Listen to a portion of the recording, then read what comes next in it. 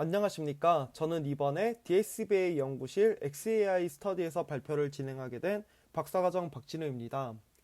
저는 이번에 이 아래 이 두 가지 논문을 기반으로 생성형 AI에서의 XAI 기반 방법론들에 대해서 소개를 드리고자 합니다. 다음으로는 목차에 대해서 설명드리도록 하겠습니다. 먼저 백그라운드에서는 제가 이번에 생성 모델을 다루고 있어서 이 생성 모델이 무엇인지 한번 짚고 넘어가도록 하며 제가 오늘 소개드릴 연구들이 이 VA와 이 겐을 기반으로 하는 XAI 기반 방법론들이기 때문에 이 한번 백그라운드에서 이 VA와 겐이 무엇인지 한번 짚고 넘어가도록 하겠습니다. 또한 이제 그 생성형 모델에서 이 XAI가 왜 필요한지 그 필요성과 그리고 이제 왜 XAI가 제너레이티브 모델에서 어려운지 그런 점들을 간략하게 소개드리고 이 이후에는 이 추후 방법 다른 방법론들에 대해서 순차적으로 설명을 드린 후에 이 컨클루션 말씀드리고 발표 마무리하도록 하겠습니다. 먼저 백그라운드에 대해서 말씀드리도록 하겠습니다. 먼저 제너레이티브 모델이 결론적으로 무엇인가에 대해서 간략하게 소개를 드리고자 이 해당 장표를 준비했습니다.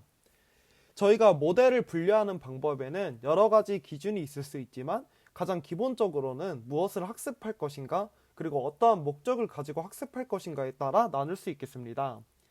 예를 들어서 분류 태스크 같은 경우에는 입력 데이터 X가 주어졌을 때 그것이 특정 클래스의 Y에 속할 조건부 확률인 PY 기분 X를 직접 학습하는 방식입니다. 이렇게 학습된 모델은 주어진 입력이 어느 클래스에 속하는지를 판단하는 데 사용하게 되며 데이터 간의 결정 경계, 즉 이제 디시전 바운더리라고 보통 이제 말을 하는데 이를 이제 학습하는 것이 주요한 목적이라고 보실 수 있겠습니다.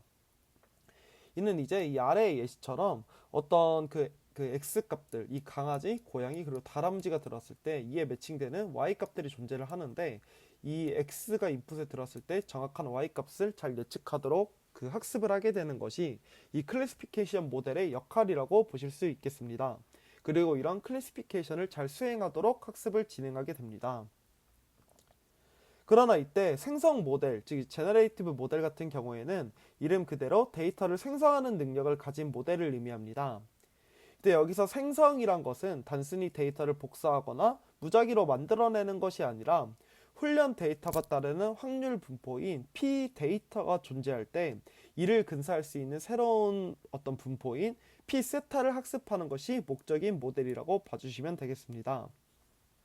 다시 말해 입력 데이터가 따라야 할 분포인 P 데이터를 학습한 후에 이 분포로부터 실제와 유사한 데이터를 좀 더 자세하게 말씀드리면 그 학습 데이터의 분포와 유사한 데이터를 새롭게 생성할 수 있는 능력을 갖추는 것이 이 생성 모델의 핵심적인 목적이라고 봐주시면 되겠습니다. 다음은 이러한 생성 모델들의 톡소노미에 대해서 간략하게 설명드리도록 하겠습니다. 이 생성 모델은 모델이 확률 분포 P세타를 어떻게 모델링하느냐에 따라서 크게 두 가지 분류로 나눌 수 있는데 바로 이제 explicit density와 implicit density로 이제 모델을 구분할 수 있게 됩니다. 먼저 이 explicit density 모델은 모델이 생성하려는 확률 분포 P세타를 명시적으로 정의를 하고 그 분포의 likelihood 값을 수학적으로 직접 계산할 수 있도록 설계된 모델을 의미합니다. 이 방식은 다시 두 가지로 나뉘게 되는데 하나는 이 tractable density이고 하나는 이 approximate density입니다. 이 트랙터블 덴시티 모델은 이제 계산해야 하는 분포를 정확하게 계산할 수 있는 경우를 말하고 대표적인 예로는 트랜스포머의 디코더 모델 같은 경우가 있겠습니다. 반면 이 approximate density는 복잡한 분포로 인해서 likelihood 계산이 어렵기 때문에 근사적인 방식으로 최적화를 진행하는 모델입니다. 대표적인 예로는 제가 오늘 소개해드릴 이 베리에이셔널 오토인코더와 같은 모델이 이 approximate density에 속하는 모델이라고 생각해 주시면 되겠습니다. 다음으로 보실 implicit density 같은 경우는 이 확률 분포 P세타를 명시적으로 정의하지 않기 때문에 이 likelihood를 직접 계산하지는 못하는 방식입니다. 대신 이와 같은 모델은 해당 확률 분포와 보다 간접적인 방식으로 상호작용할 수 있는 수단을 이용하여 학습을 진행합니다. 대표적인 예로는 이 다이렉트 분류로 이제 속하는 이 제너레이티브 어드버서리얼 네트워크가 있는데 이는 제네레이터가 샘플을 한번 생성하고 디스크리미네이터가 진짜 가짜를 구분하면서 분류 성능에 기반한 학습을 하게 됩니다. 즉 이제 라이클리후드 대신에 분류 기준을 통해 모델을 학습시키는 방식과 같은 그러한 방법들을 이용하는 것이 이 임플리시리 덴시리에 속하는 모델들의 특징이라고 봐주시면 되겠습니다.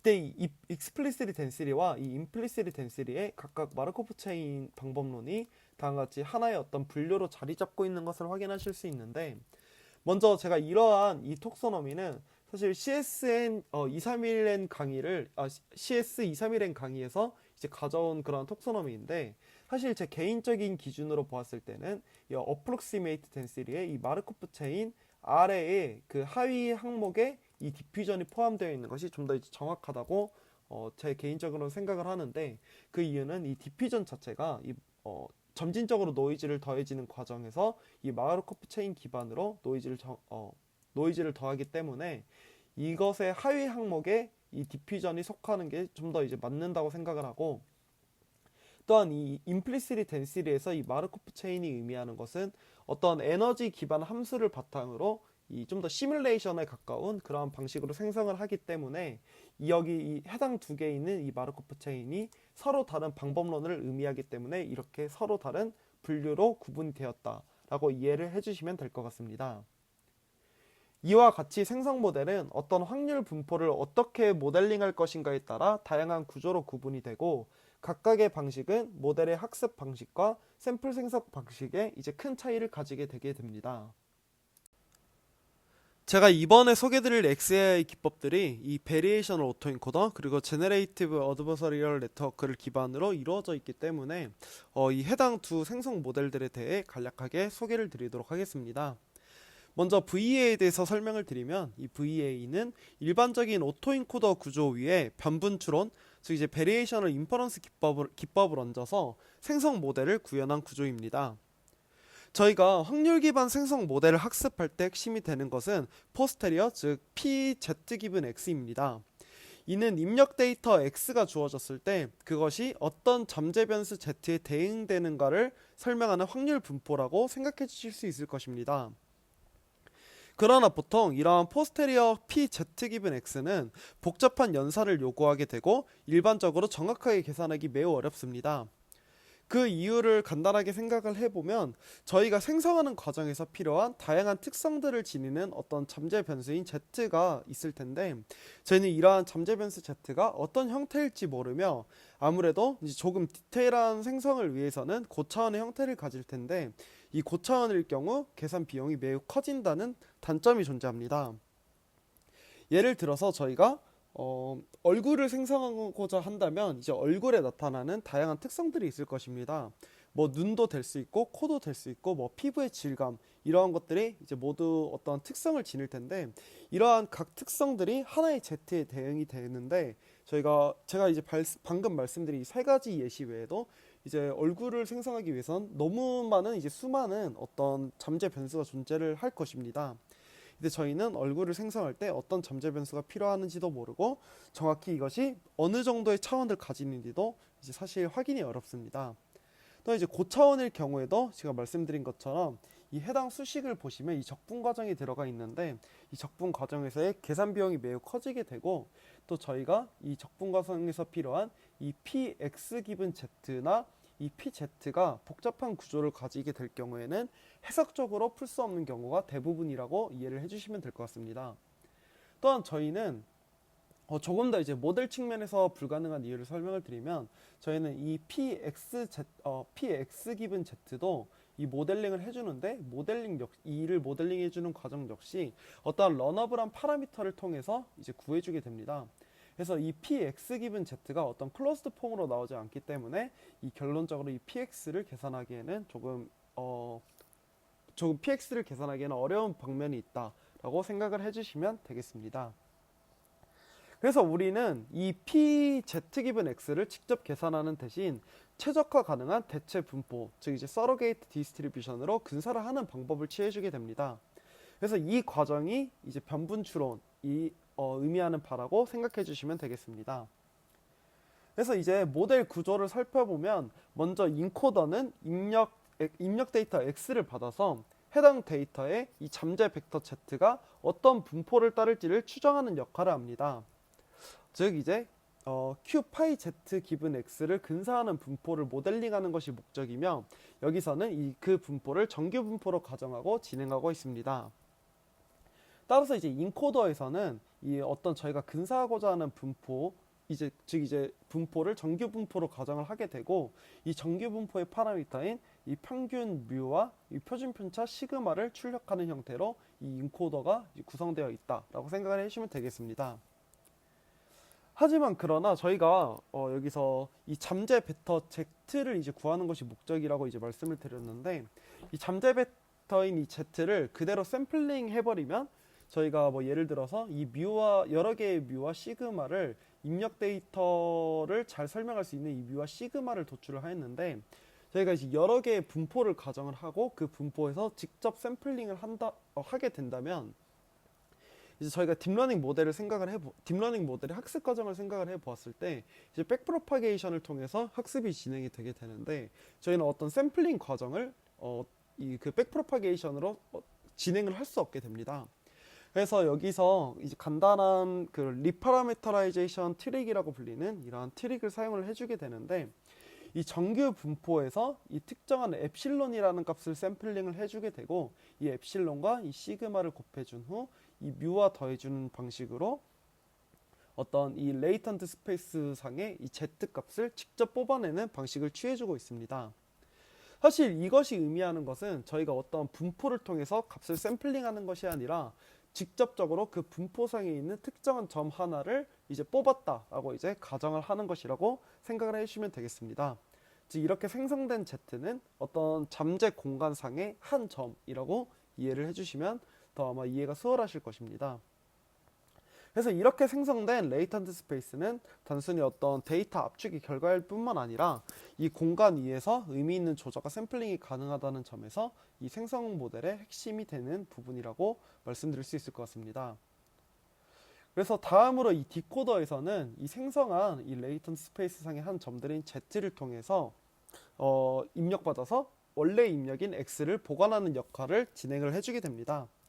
즉 이 디코더는 이 p 세타 x 기분 z를 모델링하는 역할이고, 이는 결국 우리가 얼마나 잘 데이터를 복원을 했는지를 측정하는 리컨스트럭션 로스로 이어지게 된다고 생각을 해주시면 되겠습니다. 이 학습 시에 모든 이제 생성 모델들이 그럴 수 있지만, 이 VA는 특히 어떠한 오브젝트 펑션을 가지고 학습을 하는지가 이제 매우 중요합니다. 이 VA에서는 이 에비던스 로어 바운드라는 이 수식을 최적화하도록 이제 학습을 진행을 하게 되는데, 이때 이 해당 수식이 사실 매우 이제 복잡하게 나오는데, 이 복잡한 식을 이제 매우 간소하게 시킨 형태가 이 형태입니다. 이때 이 형태에서 이 형태를 이제 뭐 모두 아실 필요는 없고, 이 중요한 부분만 말씀을 드리면, 이 부분은 이제 리컨스트럭션을 의미하는 부분이고, 이 부분은 저희가 이 샘플링하는 이 분포가 이 노멀 디스트리뷰션을 따른다고 가정을 했었기 때문에, 이 노멀 디스트리뷰션을 잘 따를 수 있도록 어떤 레귤라이제이션을 진행하는 그 수식 텀이라고 이제 보시면 되겠습니다. 그리고 이제 이 마지막 부분은 사실 저희가 어떻게 그 모델링할 수 없는 부분으로, 그 이유는 제가 처음에 말씀드렸던 것처럼 이 pz 기분 x가 들어가 있는 이 항이 있습니다. 그래서 이 항은 사실 저희가 어떻게 그 컨트롤할 수 없는 부분이기 때문에, 이 해당 이 에비던스 로어 바운드에서는 이 식을 이제 제외하고 모델링을 하고, 사실 이 KL 다이버전스의 값이 항상 양수이기 때문에 이 해당 수식에서는 이 두 수식의 값이 이제 이 식보다는 작을 것이다 라고 이제 가정을 하기 때문에, 이를 로어 바운드라고 이제 명명하고 있는 것이라고 생각을 해주시면 될 것 같습니다. 다음으로는 제네레이티브 어저버서리얼 네트워크, 즉 GAN에 대해서 소개를 드리도록 하겠습니다. GAN은 제너레이터와 디스크리미네이터라는 두 개의 신경망이 서로 다른 목적을 가지고 경쟁하는 구조로 이루어져 있습니다. 이 둘은 일종의 어드버서리얼 미니맥스 게임을 통해서 동시에 학습되는 구조로 이제 학습이 진행되게 됩니다. 그래서 이 두 가지 모듈에 대해서 순차적으로 설명을 드리면 먼저 제네레이터의 역할은 이 가짜 데이터를 입력받아서 최대한 실제처럼 보이도록 생성하는 것입니다. 구체적으로 이 제네레이터는 어떠한 정규 분포 Z에서 샘플링된 이 레이턴트 벡터인 Z를 입력으로 받아서 이 실제와 유사한 어떠한 가짜 데이터를 이제 아웃풋으로 내게 됩니다. 즉 이제 이 레이턴트 벡터 Z가 이 제네레이터의 입력으로 들어와서 페이크 데이터인 이 GZ를 아웃풋으로 도출하게 되는 것입니다.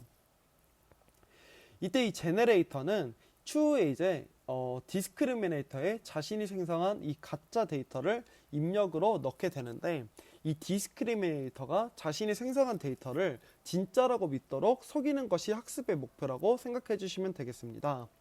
즉 이제 제네레이터는 이 레이턴트 벡터 Z를 실제와 이제 유사한 데이터를 만들 수 있도록 이제 계속 지속적으로 학습을 하게 되는 것입니다. 반면 이 디스크리미네이터 같은 경우에는 이 주어진 데이터가 진짜인지 가짜인지 구분하는 역할을 합니다. 당연하게도 실제 데이터 X를 입력을 받으면 이 1에 가까운 예측값이 나와야 하고, 이 생성된 데이터인 가짜 데이터를 입력을 받으면 이 0에 가까운 예측값이 나오도록 학습을 하게 됩니다. 그래서 결론적으로 이 겐이 중요한 이유는 제가 이전 톡소노미에서도 말씀드렸던 것처럼 겐이 중요하다기보다는 제네레이티브 AI 관점에서 겐이 중요한 특징은 바로 이제 라이클리우드 프리 방식이라는 점입니다. 저희가 앞서 소개드렸던 VA와는 달리 겐은 특정한 확률 분포를 명시적으로 정의하고 있지 않기 때문에 최적화할 수 있는 라이클리우드 펑션이 따로 존재하지가 않습니다. 대신 이 디스크리미네이터의 분류 성능을 통해 제네레이터를 간접적으로 학습시키게 되고, 이는 이 실제 데이터를 진짜로 판단하고 생성된 데이터를 가짜로 판단하는 이 디스크리미네이터의 성능이 제네레이터 학습의 로스 시그널로서 작용하게 되도록 하는 것입니다. 그래서 이 겐 역시도 이 로스 펑션의 구조가 이제 매우 중요한 그러한 모델 중 하나인데, 이 로스 펑션을 자세하게 보시면 다음과 같이 이 두 개의 텀으로 이루어진 것을 보실 수 있습니다. 이 하나의 로스 텀 내에서 이 제너레이터와 디스크리미네이터는 이제 서로 반대의 목표를 가지고 최적화가 진행되게 됩니다. 먼저 디스크리미네이터의 목표는 이 로스를 극대화하는 것입니다. 진짜 데이터 X에 대해서는 로그 dx가 이제 커지도록 하여, 즉 이제 dx 값이 1에 가깝게 되도록 학습을 진행을 하고, 가짜 데이터 zg에 대해서는 이 로그 1 빼기 dgx가 이제 커지도록, 즉 이제 dgx 값이 dgx 값 자체 gz 값 자체는 0에 가깝게 되도록 학습을 진행을 하게 됩니다. 반대로 제너레이터 같은 경우에는 이 로스를 최소화하는 것이 목적으로, 특히 이 두 번째 항인 이 1 빼기 dgz 값이 있을 때 이 dgz가 이제 1에 가까워지도록 학습을 하게 됩니다. 그 이유는 이 방금 드린 이 값이 이제 작게 만들어져야 하기 때문에 이 dgz 같은 경우에는 1에 가까워지도록 이 제너레이터가 학습을 진행하는 것입니다. 즉 이 제너레이터는 디스크리미네이터가 제가 아까도 말씀드린 것처럼 가짜를 진짜로 착각하게 만드는 방향으로 학습을 진행하게 되는 것입니다. 앞으로 새 장표에 나올 내용들은 각각 제너레이티브 AI에서의 XAI 중요성, 도전점, 요구사항을 포함하는 내용들입니다. 이들은 모두 이 아래의 이 서베이 내용을 참고해서 작성한 내용이며, 사실 조금은 원론적인 내용들이 대부분이고 개인적으로는 잘 와닿지 않고 중복이 되는 내용도 조금 있다고 느꼈었습니다. 이에 해당 논문의 내용에 더불어 제 개인적인 의견을 조금 붙여서 작성한 내용들이 앞으로 이 세 페이지에서 나올 내용들임을 먼저 확인해 주시면 감사드리겠습니다. 또한 이제 이 모든 내용들을 제가 조금 중요한 내용도 아니고 모두 나열해서 제가 말씀드리는 것보다는 이 각 내용들이 이제 조금 왜 필요한지를 알고 싶으신 분들께서 이제 한 번씩 읽어보시는 것이 좋을 것 같다고 생각을 하였습니다. 그래서 제가 이 모든 내용들을 다 한번 읽어드리진 않을 예정이고 한번 필요하신 분께서 확인해 주시면 감사드리겠습니다. 먼저 이 첫 번째 장표에서는 이 제너레이티브 AI에서의 XAI가 왜 중요한지에 대해서 언급하고 있는 부분이고, 이 하위 항목들로는 다음과 같이 구성이 되어 있었다고 말씀드릴 수 있겠습니다.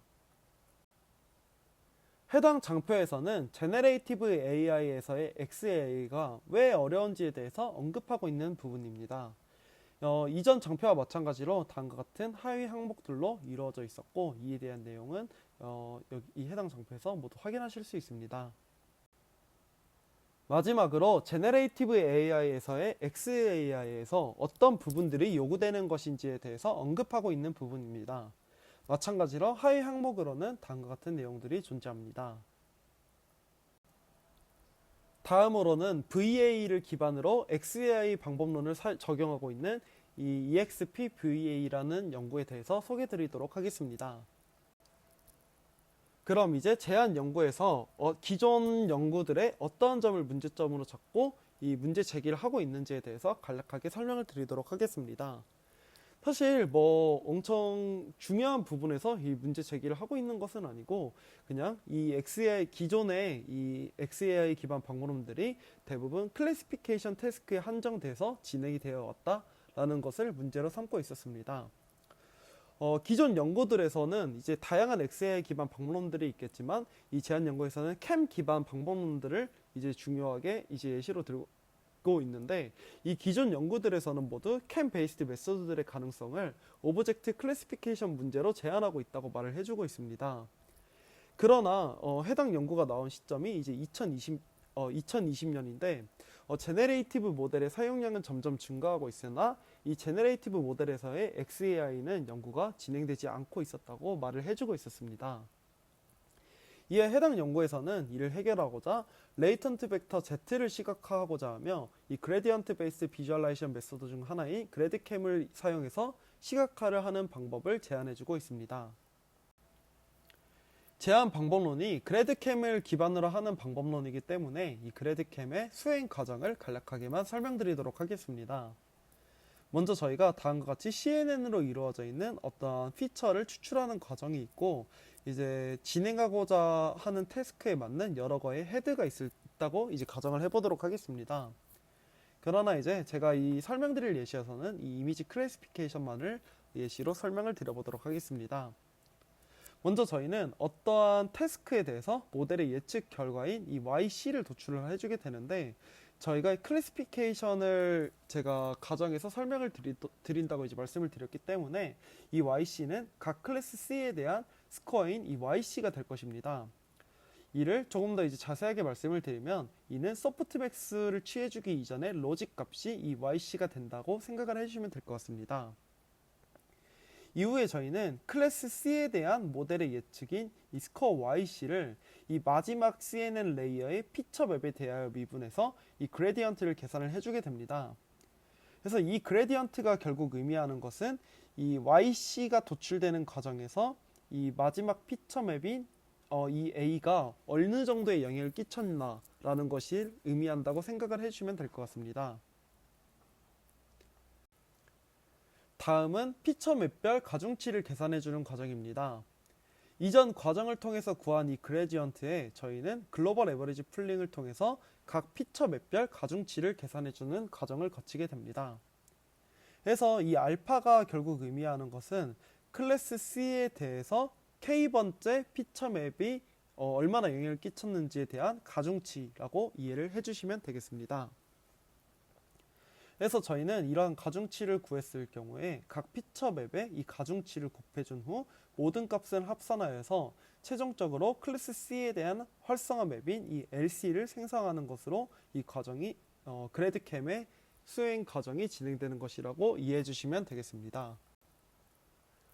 그럼 이제 저희가 원래 소개해드리고자 했었던 이 EXP-VA로 넘어와서 이 EXP-VA에서는 어떤 식으로 진행이 되는지에 대해서 설명을 드려보도록 하겠습니다. 먼저 제가 아까 처음에 말씀드렸던 것처럼 EXP-VA에서는 그래드캠 기반의 VA 비주얼 어텐션을 계산해주는 방법을 이용을 해주고 있고, 이때 기존 캠 기반 방법론들에서는 클래시피케이션 모델에서 나오는 로짓을 기반으로 어텐션 맵을 계산하고 있지만, 제안 연구에서는 생성된 인스턴스, 즉 이제 제너레이티브 생성 태스크를 진행을 하고 있기 때문에 이 생성된 인스턴스를 이용해서 이 어텐션 맵을 계산하고자 하는 방법을 제안하고 있습니다. 그럼 이제 VA 기반의 설명 가능한 어텐션을 어떻게 생성할 수 있는지에 대해서 설명드리도록 하겠습니다. 먼저 이 왼쪽 그림을 보시면 백그라운드에서 제가 말씀드렸던 설명과 동일하게 이 VA가 수행되는 과정을 확인하실 수 있습니다.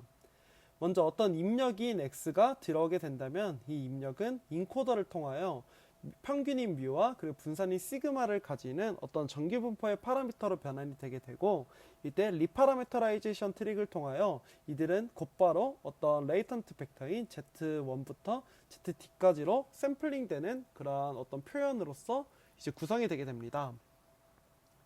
그래서 이때 제한 연구의 중요한 부분은 어떻게 이를 XAI에 이용하느냐에 대한 부분으로 이 샘플링된 레이턴트 벡터 각각이 모델의 최종 피처 맵에 어떻게 영향을 받았는지를 파악하고자 하는 것을 이제 확인하는 것이 이 VA 방법론에서의 XAI 기반 방법론들이 가질 수 있는 어떤 그 수행 방법일 것입니다. 그래서 결론 이를 어떻게 수행하느냐에 대한 방법을 말씀을 드리면 사실 이는 매우 간단한 방식으로 수행이 되게 됩니다. 이전 장표에서 설명드렸던 그래드캔과 거의 동일하게 각 레이턴트 베리어블인 이 ZI들에 대한 CNN의 이제 마지막 피처 맵 A의 그레디언트를 이제 계산을 해주게 되는 것입니다. 결국 이 그레디언트는 이제 다음과 같은 수식으로 표현이 될 수 있는데, 이 그레디언트가 의미하는 것은 이 피처 맵의 각 채널이 이 ZI에 대해서 ZI에 얼마나 영향을 받았는지를 나타내는 값으로 이 각 레이턴트 벡터가 이 생성물에 미친 생성 과정에 미친 중요도라고 이해를 해주시면 될 것 같습니다. 그래서 이렇게 그레디언트를 구했다면 저희는 이 그레디언트에 대해서 똑같이 이제 글로벌 에버리지 풀링을 수해서 어떠한 웨이트인 이 알파 값을 구하게 됩니다. 이렇게 알파 값을 구한 후에 저희는 이 알파 값과 각 피처 맵 간의 이제 곱을 통하여 이 각 피처 맵이 얼마나 이제 최종적인 어텐션 맵에 끼칠 영향을 계산을 하게 되고, 이 모든 피처 맵에 그런 어텐션 맵을 구해주게 되었다면 이 모든 값을 평균을 해줌으로써 최종적인 어텐션 맵인 M을 도출하게 되는 것입니다. 이래서 이러한 XAI 기반 방법론의 어떠한 영향을 좀 확인하기 위해서 이 해당 연구에서는 이 오른쪽과 같은 이 피규어도 같이 제시를 해주고 있었습니다. 그래서 저희가 확인을 하고자 하는 것은 애초에 이 각 레이턴트 베리어블들이 생성물에 미치는 어떠한 동일한 영향을 가지고 있다고 가정을 할 수 있을 것입니다. 어떤 얼굴을 생성하는 과정을 예시로 든다면 이 Z1은 코에 대한 부분을 나타낼 수 있고, 이 ZD에 대한 부분은 입을 나타낼 수 있는 그런 것들이라고 생각을 해주시면 되겠습니다. 그래서 이 Z1에서 샘플링된 이러한 이 데이터들, Z1을 통해서 저희가 확인할 수 있는 어텐션 맵들을 보면은 이 대부분 이 똑같은 3이라는 데이터를 생성하는 과정에서도 어떤 특정한 위치라고는 말을 할 수 없지만 이 붉은색으로 표시된 이러한 부분들에 있어서 특히 더 많은 영향을 끼치는 게 이 Z1에서의 역할이라고 보시면 되고, 이 Z2가 이제 생성물에 끼치는 영향들은 이 붉은색 부분들을 보통 이제 Z2가 생성하는데 영향을 끼쳤다라고 이제 이해를 해주시면 될 것 같습니다. 즉 이러한 결과를 통해서 각 레이턴트 디멘션이 입력 데이터의 특정 부분에 대응되는 어떤 해석 가능한 역할을 가지고 있음을 저희는 확인할 수 있었습니다. 그래서 이렇게 마지막으로 구해진 각 피처 맵별 어텐션 맵의 평균을 통해서 저희는 어떤 최종적인 어텐션 맵을 구하게 됩니다. 결론적으로 저희는 이러한 방법을 통해서 이 VA의 어떤 레이턴트 베리어블이 단순히 압축된 벡터가 아니라 입력 이미지의 다양한 국소적인 정보와 연결되어 있다는 해석 가능성을 확보할 수 있는 것입니다. 다음으로는 Generating Anomaly Attention Explanation이라는 부분에 대해서 설명드리도록 하겠습니다. 제한 방법론에서는 이러한 VA 기반 XAI에 그치지 않고 이를 바탕으로 이상 탐지를 수행하는 방법을 함께 제안해주고 있습니다. 해당 부분에서는 원클래스 VA가 사전 학습된 상황을 가정하고 있고, 이는 결국 하나의 클래스인 정상 데이터만을 이용해 학습된 VA가 존재할 때 그레디언트 기반 어텐션 메커니즘을 활용하여 언노운 클래스를 가지는 입력 이미지가 들어올 경우 어떤 부분이 이상인지 시각적으로 드러내는 방법을 제안해주고 있는 것이라고 생각을 해주시면 될 것 같습니다. 예를 들어서 만약 VA가 오직 숫자 클래스 1만을 학습했다고 가정을 해보면 입력으로 1이 들어왔을 때는 모델이 익숙한 데이터이므로 레이턴트 스페이스 상에서도 정규 분포에 가깝게 추론될 것입니다. 하지만 1이 아닌 다른 숫자, 예를 들어 6과 같은 이상 데이터가 들어오면 인코더가 추론한 레이턴트 레프레젠테이션은 학습된 분포와 다른 분포적 특성을 보이게 될 것이고, 이를 바탕으로 입력의 이상을 판단하는 것이라고 가볍게 컨셉을 이해해 주시면 감사드리겠습니다. 수행 과정을 더 자세하게 말씀드리면 정규 분포 간 차이를 활용하여 이상 여부를 판단하고자 VA를 학습할 때 사용한 정상 이미지들의 평균 μx와 표준 편차 시그마 x를 계산하고 이후 새로운 입력 데이터 y에 대해 추론된 레이턴트 베리애블의 평균 μy와 표준 편차 시그마 y를 비교하는 방식을 사용해주고 있습니다. 이때 각 레이턴트 베리애블 zi에 대하여 이 두 정규 분포의 차이는 저희는 이 빨간색 박스처럼 나타낼 수 있고, 이를 기반으로 실제 샘플 zi가 이 새로운 분포 위에서 나올 확률을 저희는 다음과 같은 수식으로서 계산을 해줄 수 있습니다. 결론적으로 해당 수식을 통하여 데이터가 얼마나 기존 정상 분포와 다른지를 확률적인 거리로 측정을 할 수 있고, 이 측정된 확률 값을 기반으로 앞에서 설명한 그레디언트 기반 절차를 따라 어텐션 맵 M을 생성하게 됩니다. 그럼 다음으로는 EXP-VA의 실험 부분에 대해서 말씀드리도록 하겠습니다. 먼저 MNIST 데이터셋에 관한 실험 결과인데, 해당 실험에서는 이 MNIST 데이터셋에서 비주얼라이제이션한 어텐션 맵을 정상적으로 평가하는 실험을 진행하고 있었습니다. 이때 이 해당 실험에서는 특정 숫자, 여기서는 1과 3을 이용해주고 있는데, 이들만을 이용하여 VA 모델을 학습한 후 다른 클래스들에 대하여 테스트를 수행하는 과정을 거치고 있었습니다.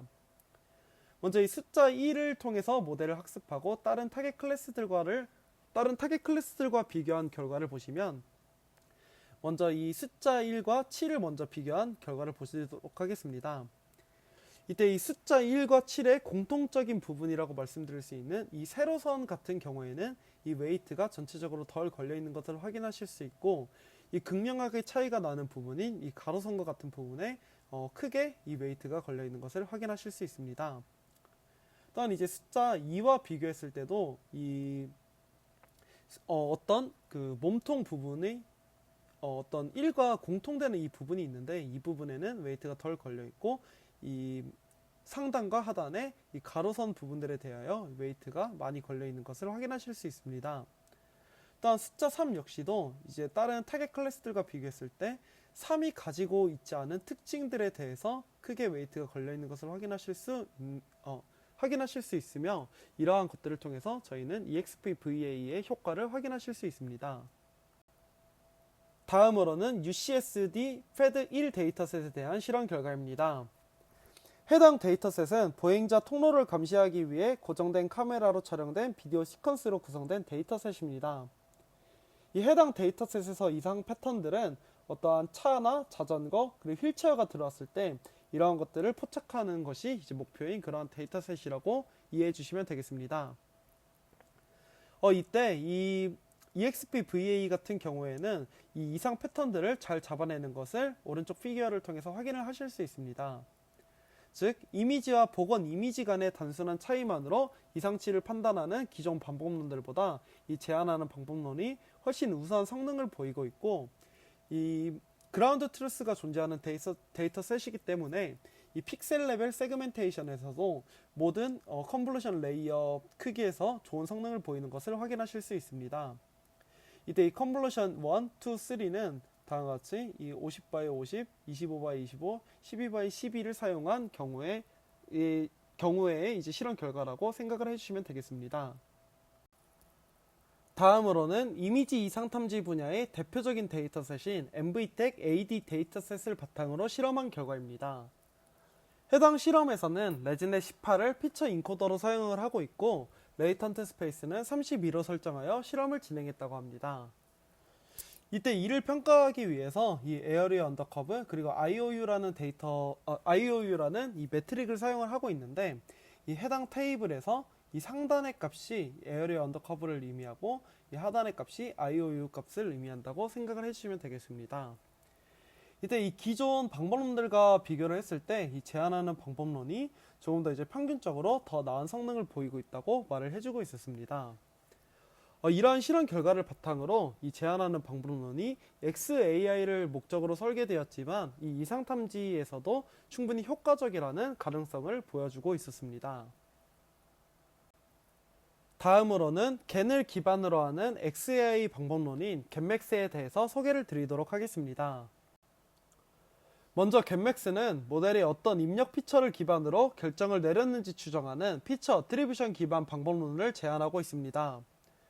좀 더 정확하게는 직접적으로 방법을 제안하는 것은 아니고 피처 어트리뷰션 방법 중에서 베이스라인을 이용하는 글로벌 어트리뷰션 메서드를 위하여 가장 적합한 베이스라인을 도출하는 방법이 겐맥스라고 말씀드릴 수 있겠습니다. 이를 위하여 먼저 피처 어트리뷰션 방법론이 무엇인지에 대해서 설명드리도록 하겠습니다.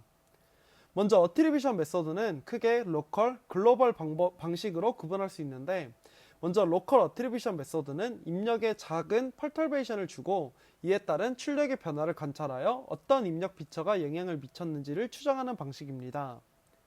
대표적인 기법으로는 LRP, 가이디드 백프로파게이션, 패턴 어트리뷰션 등이 있고, 이들은 주로 이미지 내의 국소적인 중요 영역을 시각화하는 데 효과적인 방법들입니다.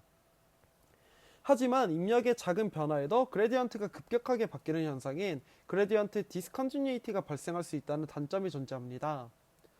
이것이 의미하는 것은 모델의 예측 자체는 안정적인데 그레디언트는 민감하게 반응할 수 있는 상황이 존재하여 이러한 상황이 발생한다면 결과적으로 세일리언시 맵의 일관성이 떨어지고 해석력이 낮아지는 문제를 유발할 수 있다는 것입니다. 반면 글로벌 어트리뷰션 메서드는 특정한 베이스라인 인풋을 설정한 뒤 현재 입력과의 차이를 바탕으로 어떤 피처가 결정에 더 큰 영향을 주었는지를 분석하는 방법입니다. 예를 들어 인터그레이티드 그레디언트와 같은 기법이 이 해당 방법론에 속한다고 생각해 주시면 되겠습니다. 이러한 방식은 입력 전반의 경향을 해석할 수 있다는 장점이 존재하지만 베이스라인 설정에 매우 민감하다는 점을 단점으로 말씀드릴 수 있을 것 같습니다. 즉 어떤 베이스라인을 선택하느냐에 따라서 어트리뷰션 결과가 크게 달라질 수 있기 때문에 이 적절한 베이스라인을 선택하는 것이 매우 중요한 방법론입니다.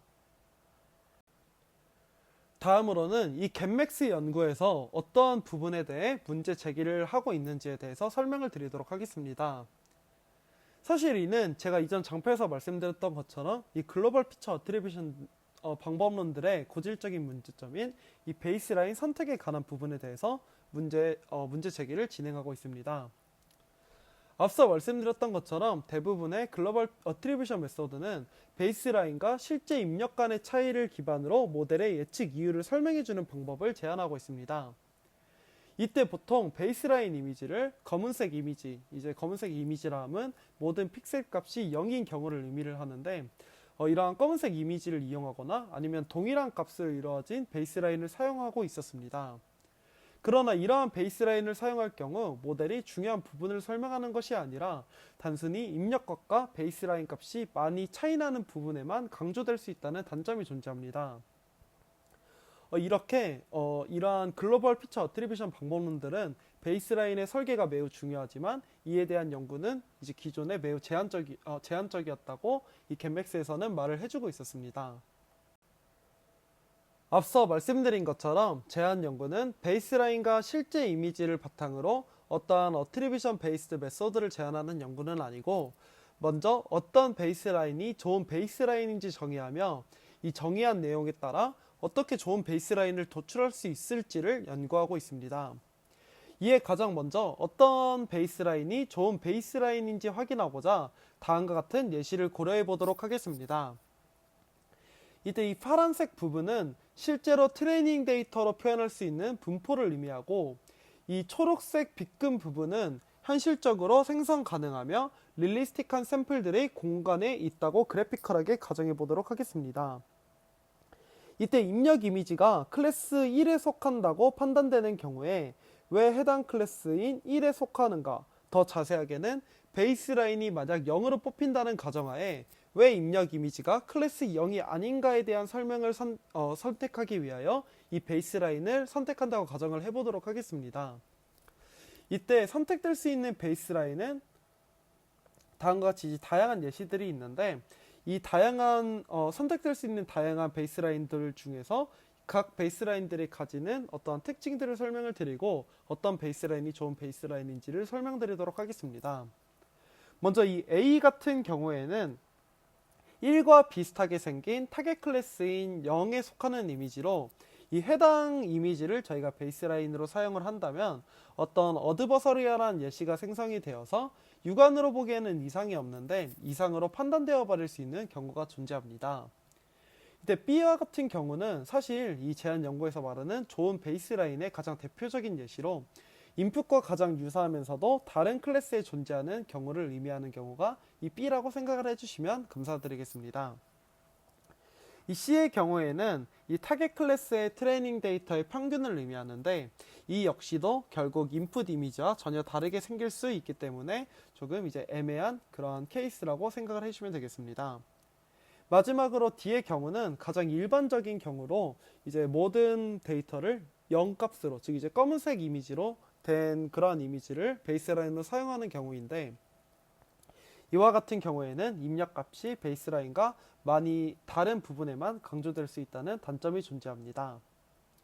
이때 이 제한 연구에서 하고자 하는 바는 결국 이 B와 같은 베이스라인을 설정하는 것으로 이를 제너레이티브 모델을 통해 생성하고자 하는 것이 이 컨셉인 연구라고 봐주시면 되겠습니다.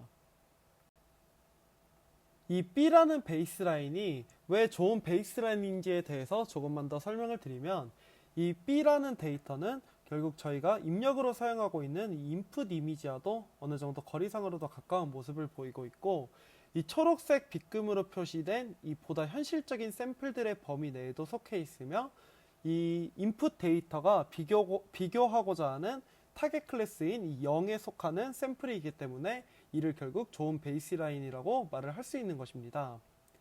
그래서 이러한 조건들을 만족하는 베이스라인을 구하는 식을 이 제한 연구에서는 다음과 같은 오브젝티브 펑션으로 이제 구현을 하고 있습니다. 그래서 이러한 조건에 맞춘 베이스라인을 도출하기 위하여 이 제한 연구에서는 이미지 투 이미지 트랜스레이션 모델인 스타겐을 이용해주고 있습니다.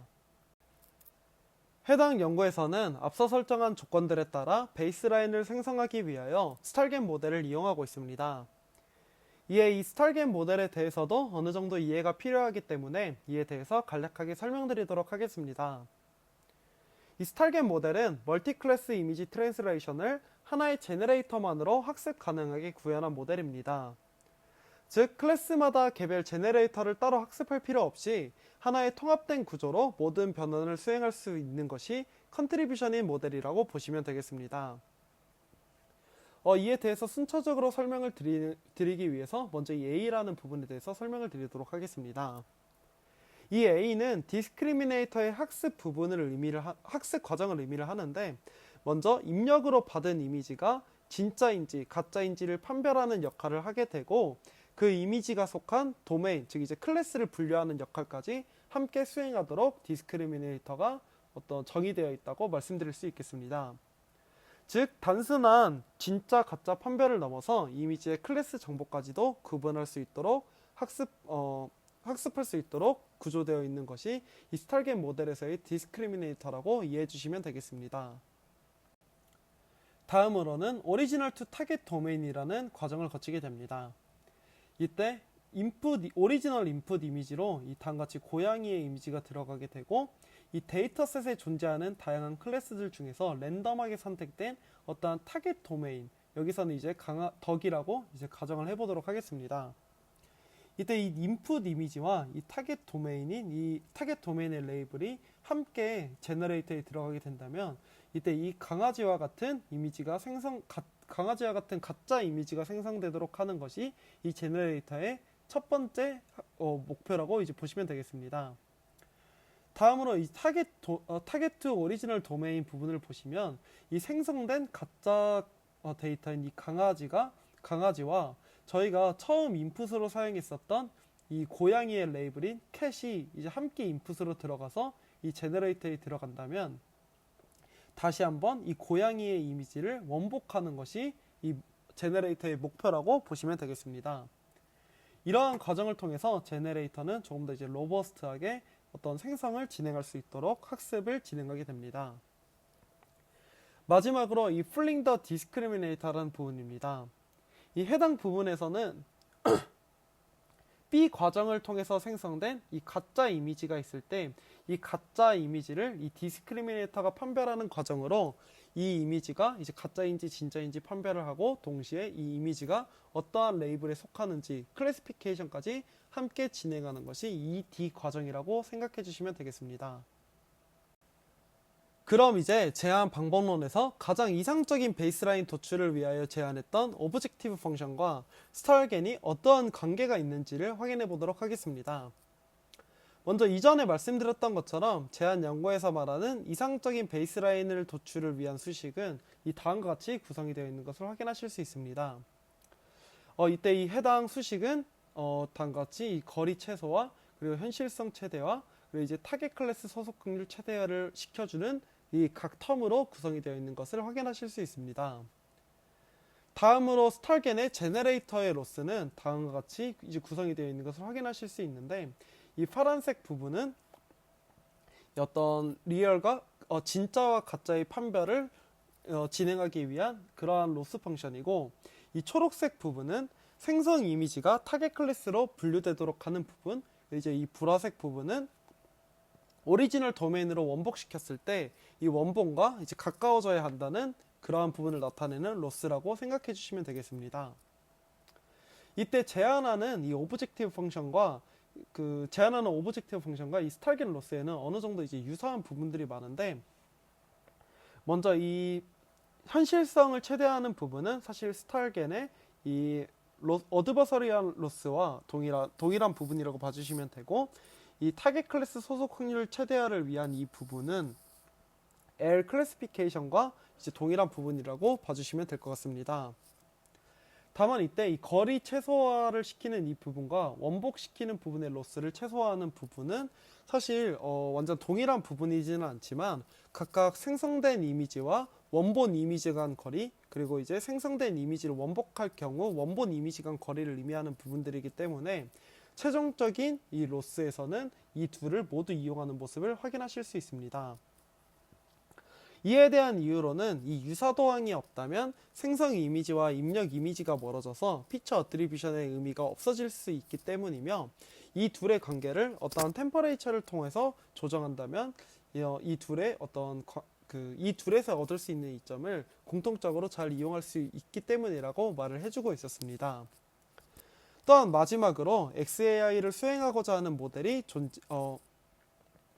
이 겟맥스에서는 사실 XAI를 수행하고자 하는 모델이 존재하여 이 자체적으로 사용하는 클래시피케이션 모델이 있기 때문에 스타겐의 클래시파이어는 자체적으로 사용하는 모델로 대체하여 이 수식이 변경되어 있는 것을 확인하실 수 있습니다. 다음으로는 실험 파트에 대해서 설명드리도록 하겠습니다.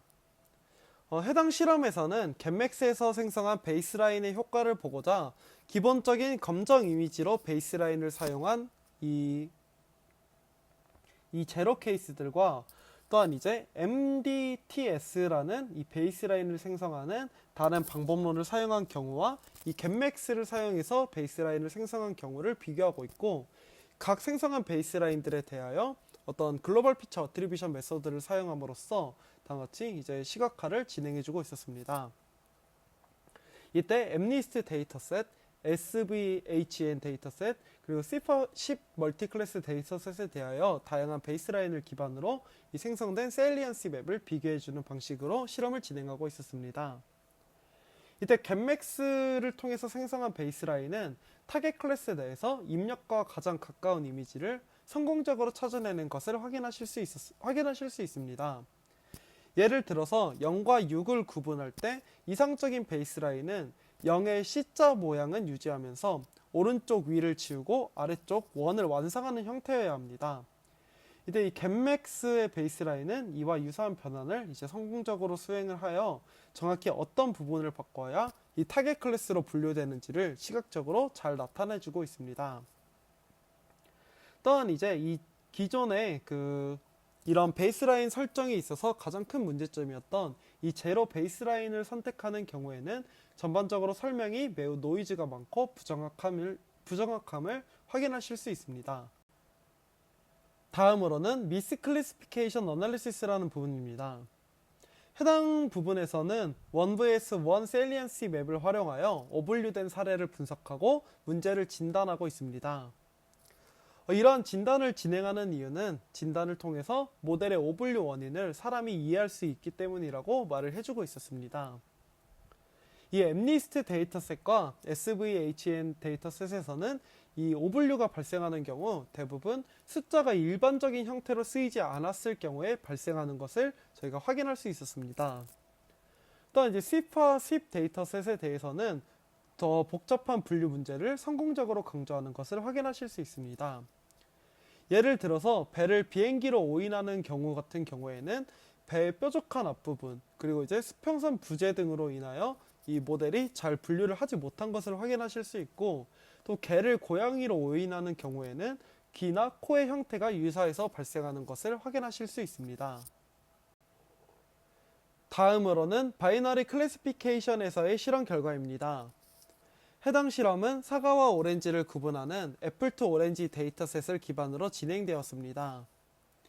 해당 데이터셋은 두 클래스의 형태는 유사하지만 색상은 확연히 다른 특징을 가지고 있기 때문에 정상적인 어텐션 맵이라면 색상 차이에 집중해야 타당한 해석이라고 볼 수 있습니다. 즉, 모델이 색상에 주목해야지 어떤 모양이나 배경에 의존한다면 잘못된 해석이 될 수 있는 그러한 데이터셋이라고 말씀드릴 수 있겠습니다. 이때 실험 결과를 보시면 제로나 맥스, 블러, MDTS와 같은 일반적인 베이스라인을 사용할 경우에는 백그라운드나 엣지에 과도하게 어텐션이 집중되는 현상이 나타남을 확인할 수 있었습니다.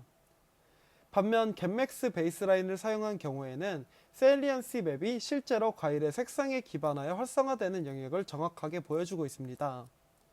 이는 즉 getMax가 모델의 실제 판단 근거를 더 정확하고 신뢰성 있게 시각화해준다는 것을 의미한다고 말씀드릴 수 있겠습니다. 그럼 마지막으로 결론 말씀드리고 발표 마무리하도록 하겠습니다.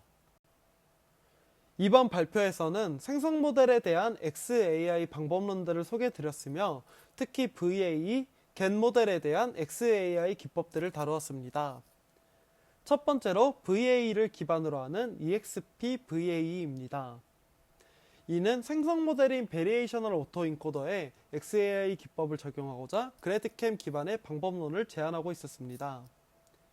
이때 원 클래스 VAE가 존재할 때 그레디언트 기반 어텐션 생성 메커니즘을 바탕으로 이상 영역을 로컬라이즈하는 방법론을 제안함으로써 XAI 모델을 어노멀리 디텍션 태스크에서 이용하는 방법을 함께 소개해주고 있었습니다.